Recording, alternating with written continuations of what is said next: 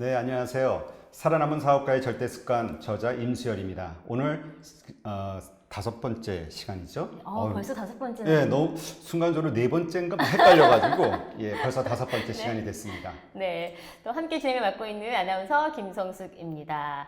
자, 5번째 시간 저희와 함께 하실 분 먼저 소개를 좀 해드려야 될 것 같습니다. 옆에 앉아 계시는데요. 인사 먼저 나눠볼게요. 네. 안녕하세요. 반갑습니다. 네, 반갑습니다. 반갑습니다. 네, 제가 간단히 또 대표님의 양력을 좀 소개해 드리도록 하겠습니다. 오늘 저희와 함께 하실 분은요, 티쿤 글로벌의 김종박 대표님이십니다. 네. 네, 반갑습니다. 네. 자, 제가 간단히 양력을 좀 소개해 드릴게요. 우선 대표님께서는요, 이 40세까지는 정치 활동을 좀 하셨고요. 그 이후에 2007년에는 자본금 5천만 원으로 오롯이 3명의 직원과 함께 창업을 시작하셨습니다. 이 해외 직판으로 일본의 명함과 스티커 등을 수출하셨고요. 2017년 1,000만 불 수출의 탑을 수상하면서 230억에 달성을 하셨고, 또 그런 경험을 바탕으로 현재는 해외 직판 대행사를 운영하면서 해외 직판 전도사로서 활동을 하고 계십니다. 네. 오늘 좀 나눌 얘기들이 굉장히 많을 것 같습니다. 일단 제가 모르는 생소한 분야이기 때문에 좀 질문이 많을 것 같아요. 예. 네. 그러니까 사실 이 티쿤 글로벌 김종박 대표님 같은 경우는 이제 페이스북 친구기도 한데, 너무나 그 많은 그 메시지를 보내셔가지고 이 해외 직판과 관련된 어느 분께서 보내주신 우리 대표님께서 그래요? 예, 그래서 오. 평소에 이 해외 직판이 무엇인가 이렇게 생각은 있었지만 사실 좀 아리까리하더라고요. 아리까리가 뭡니까, 대표님? 공중파 아니니까.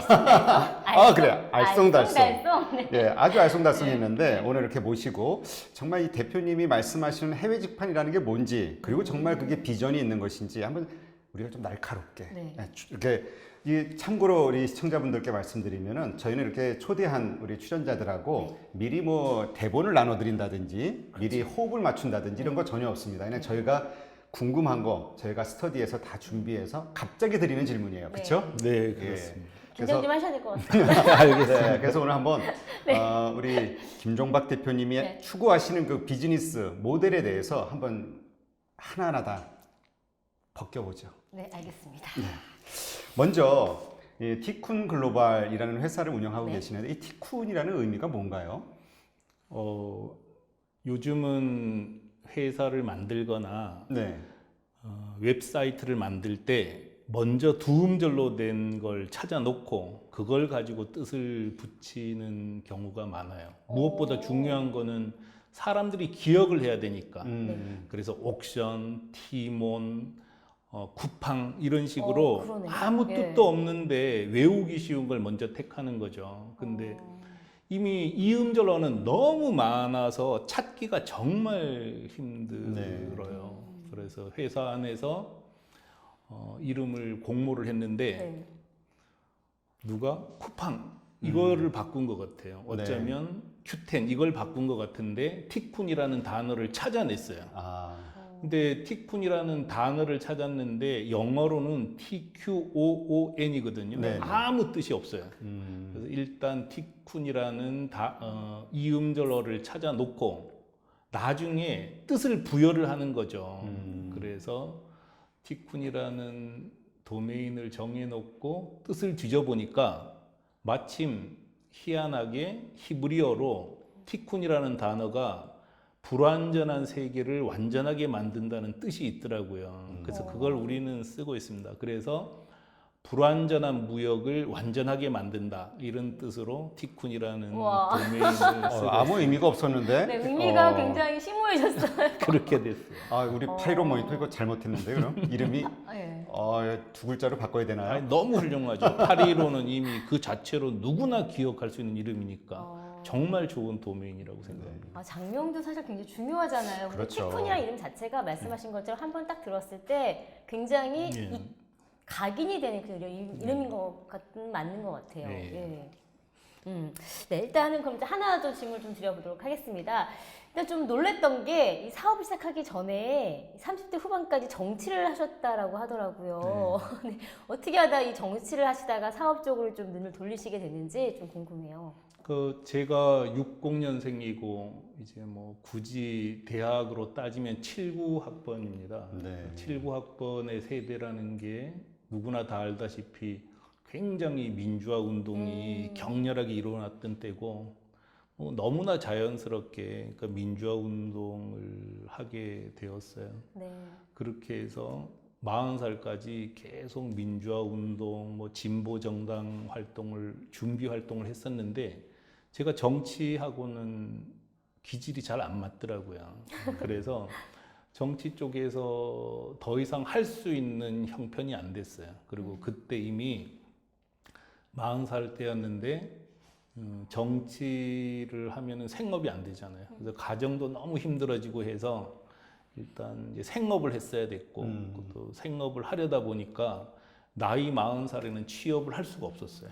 그렇죠. 그래서 그냥 어떤 의미에서는 어쩔 수 없이 기업을 하게 된 경우였던 것 같아요. 그래서 한편으로는 이제 저 같은 사람도 하는데 저 같은 사람도 뭐 기업을 시작해서 큰 성공은 아니지만 작은 기반을 만들었기 때문에 다른 분들한테도 또 위로를 줄 수도 있을 것 같고 또 이렇게 같이 꿈을 나눠볼 수 있을 거라고 생각을 합니다.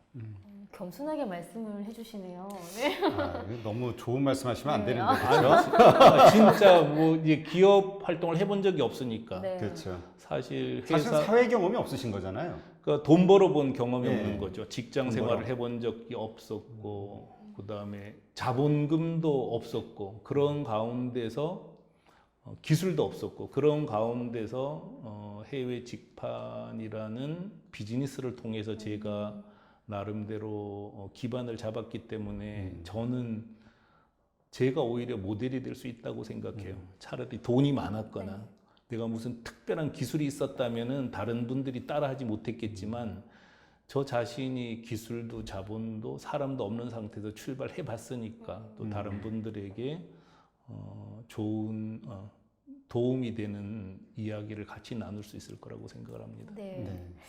사실 그 당시에 지금은 뭐 해외 직판이라는 단어가 이제 생소하지 않게 들리는데 당시엔 좀 생소했을 수 있는 분야거든요. 근데 정확하게 이 해외 직판이라는 게 어떤 사업인지 좀 알려주세요. 일단 해외 직판이라는 단어는 제가 만들었어요. 그래서 그래요?